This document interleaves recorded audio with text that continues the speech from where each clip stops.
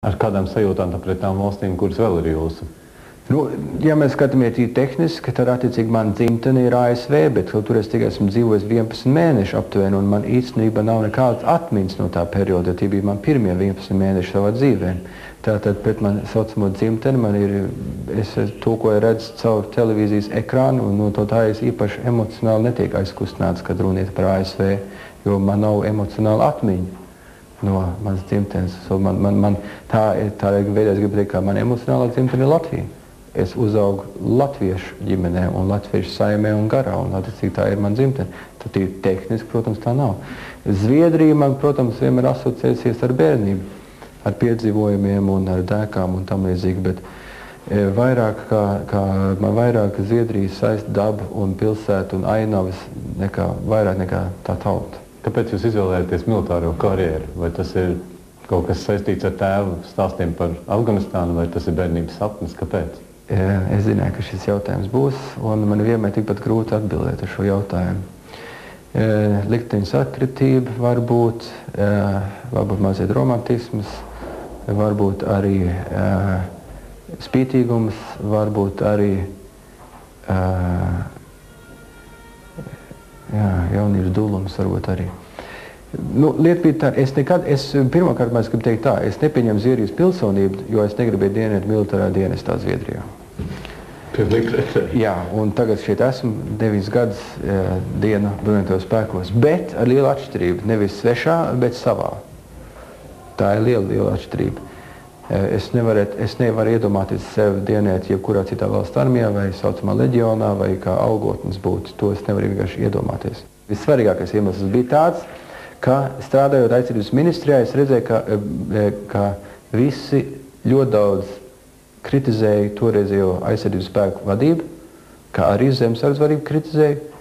Visi kritizēja armiju vai bruņotos spēkus, kritizēja arī policistus. Visi, kas no malas, kritizēja, veidojot jaunos aizsardzības spēkus. Un es manīju sevi arī kritizējot virsniekus. Kāpēc jūs tā darat, kāpēc jūs nedarāt tā, jums jābūt kā amerikāņiem, jums jābūt kā zviedriem.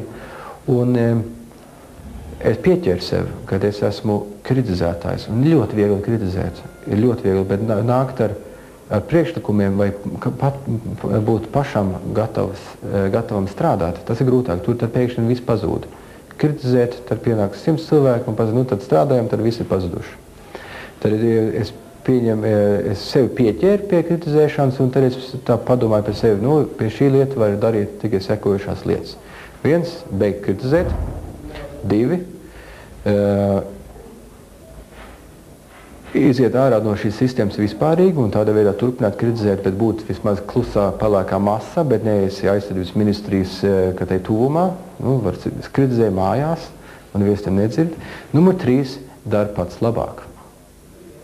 Un es izvēlējos trešo variantu. Attiecīgi labāk pašam iet iekšā šajā sistēmā, izmācīties, apmācīties un pierādīt, ka tu prot labāk. No vienas puses varbūt tas bija karjera leciens uz leju vai kritiens, bet no otras puses tad attiecīgi es vismaz zinu, es zinu, ko es daru, un man neviens nevar atņemt tās zināšanas un to pieredzi, ko esmu iegūst šajos 9 gados. Un tas, principā, laikam ir galvenais iemesls, kāpēc es iestājos bruņotajos spēkos. Lai pierādītu citiem un sevi, ka es protu labāk. Vajadzētu atrast sfēru, kuru vēl jums piedāvāt kritizēt, varbūt jūs ir tādi paši azarti mestos arī tur. Par ko jūs gribējāt kļūt bērnībā?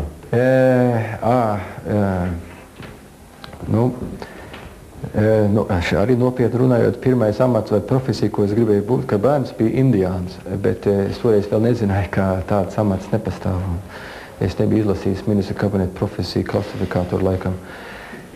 Bet nopietni runājot, bija indiāns. Es nezinu, kāpēc. Kā bērni mēs jau spēlējām indiānu, kauboju un tam līdzīgi, un tad indiāns bija viens, man ļoti patīk, vienmēr būt tajā pusē, kuri vismazāk izredz. Kauboji bija vairāk, viņiem bija pistoles, viņiem bija šauteņi, indiāņiem ar lokām un bultām. Es gribēju būt tajā pusē. Man nebija īsti nekas skaidrs, ko es īsti vēlējos par profesiju, kad es pat vidusskolā, ģimnāzijā biju un arī uzsākot studijas Stokholmas universitātē. Es biju domājis pabeigt politoloģijas studijas Stokholmas universitāti, pie Latvijas jau brīvi, un attiecīgi man tā doma tika pārauta. Es vēl nebiju formulējis savu nākotnes vīzijas, pat arī uzsākot studijas Stokholmas universitātē. Kā jūs vērtējat savu šī brīža karjeras izaugsmu un kādas perspektīvas? Protams, nenoliedzami iestājoties NATO pavērās arī plašākas iespējas dienestam starptautiskā arēnā.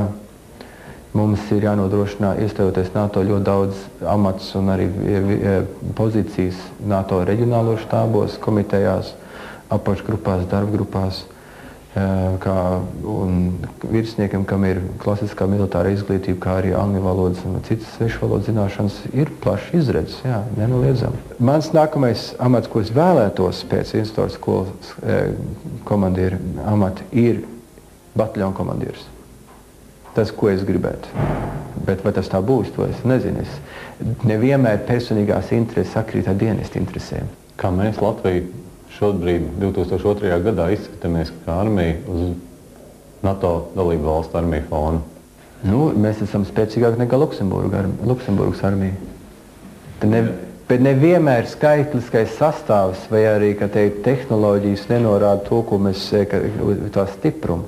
NATO valstīs katrai valstī ir savu specialitāti, niša un arī, protams, savu vispārīgā fons. Ja uz vispārīgo fonu, ja mūsu uzdevumu Latvija neviens cits, nepratīs aizstāvēt labāk nekā latvieši, bet uz to pašreiz un arī par lielumiem un par kompetenci.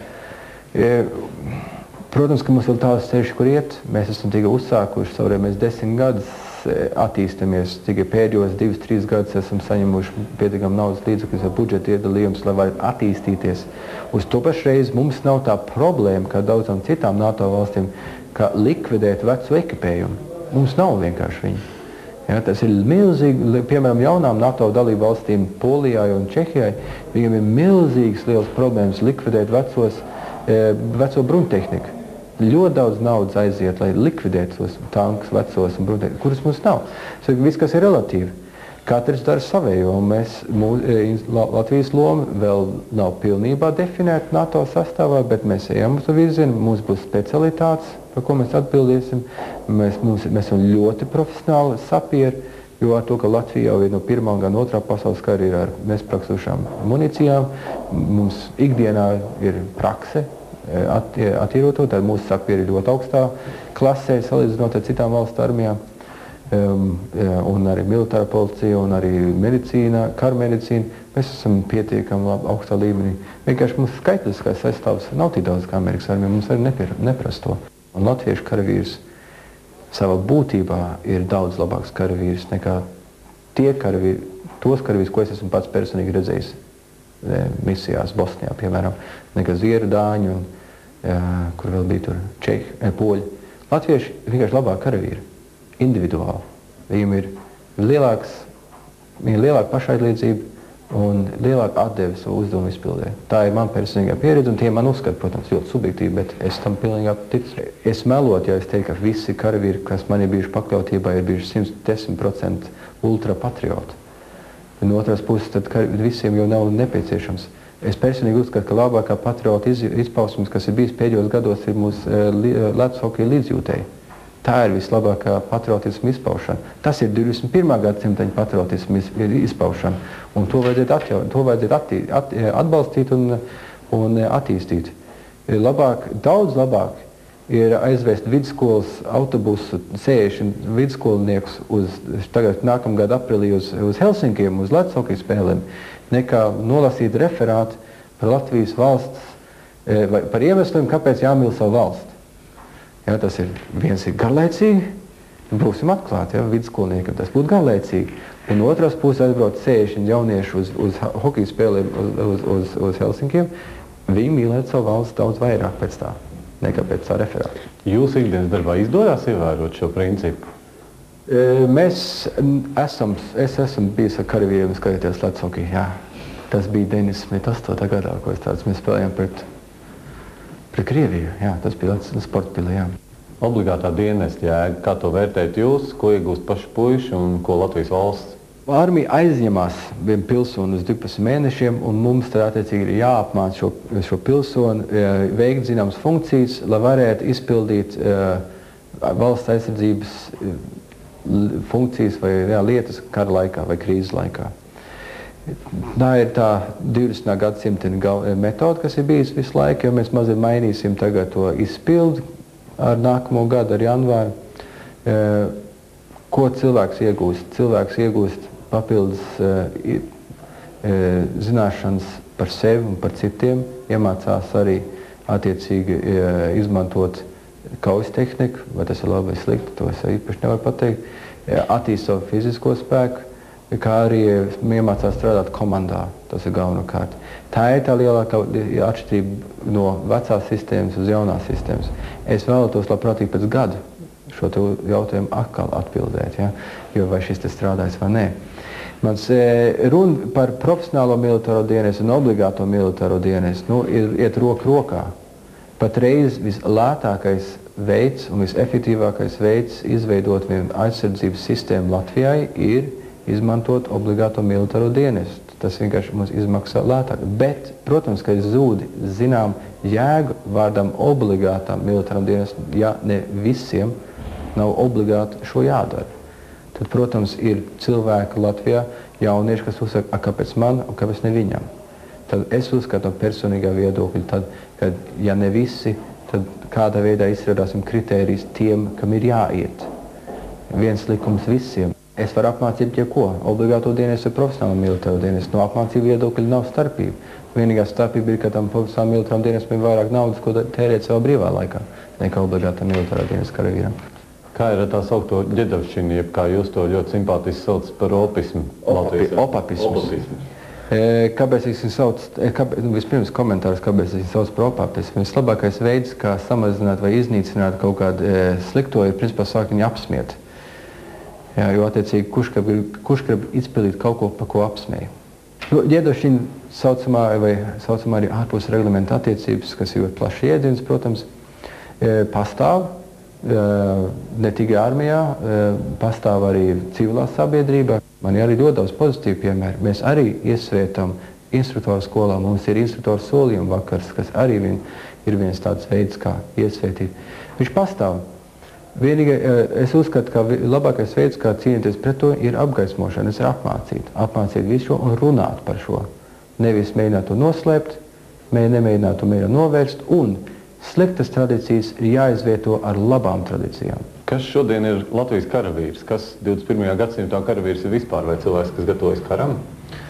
Ir jau šis teiciens, ka grib mieru, gatavojas karam.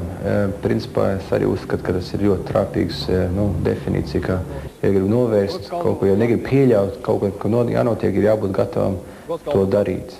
Nākotnē, attiecīgi, karš varētu būt mazāk, būt pārāk krīze un konflikti un tam līdzīgi. Bet tas karavīrs, kas uzskata, ka karš ir kaut kas labs, es īsti nezinu, vai tas ir karavīrs. Tas parasti ir tā, politiķi iesāk karus, ja, un karavīrs viņus beidz.